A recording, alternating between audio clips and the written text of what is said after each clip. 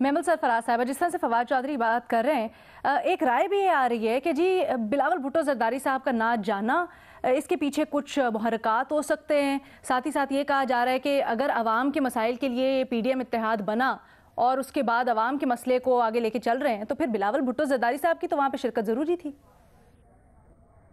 जी रीना, पहले तो मैं कहूँगी कि अल्लाह का लाख लाख शुक्र है कि अली इमरान वापस आ गए। जो सहाफ़ी अपने काम करते हैं और अगर उनके साथ कोई इस तरह की चीज़ हो जाए या वो तो ऐसा होना नहीं चाहिए।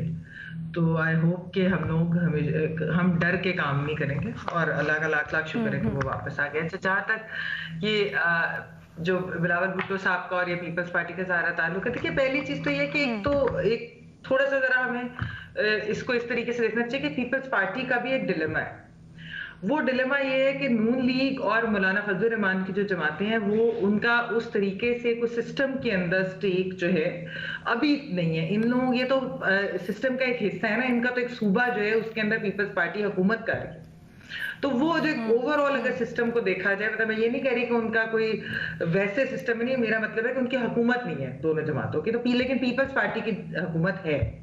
तो पीपल्स पार्टी जब भी कुछ करती है तो उनको 10 बार सोचना भी पड़ता है, उनको देखना भी पड़ता है कि हम क्या बोले क्या नहीं बोले, क्या हम टोटल ब्रेक डाउन चाहते हैं ताल्लुकात का, नहीं चाहते, क्या ऐसी चीज़ है। लेकिन दूसरी तरफ हम ये भी देखते हैं कि ये भी लगता है कि पीपल्स पार्टी जो है वो दिल से बिल्कुल अपोजिशन के साथ है।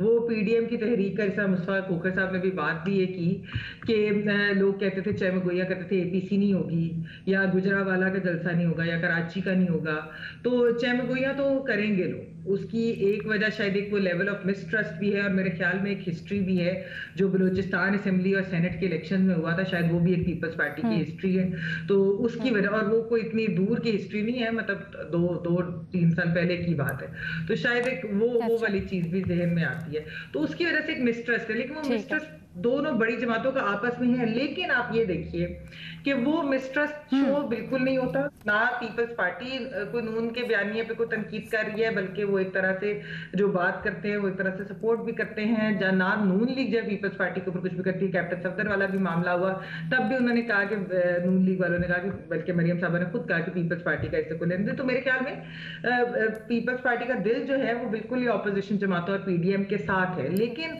देखना ये होगा कि जब तहरीक अपनी पीक पर पहुंचेगी तो फिर क्या वो दिल से सोचेंगे या वो दिमाग से सोचेंगे, क्या वो प्रैक्टिकल होंगे। लेकिन 3 जलसे हो गए ना महमूद, सिस्टम के हिस्से को बचाने के लिए 3 जलसे is enough to build the momentum, नहीं?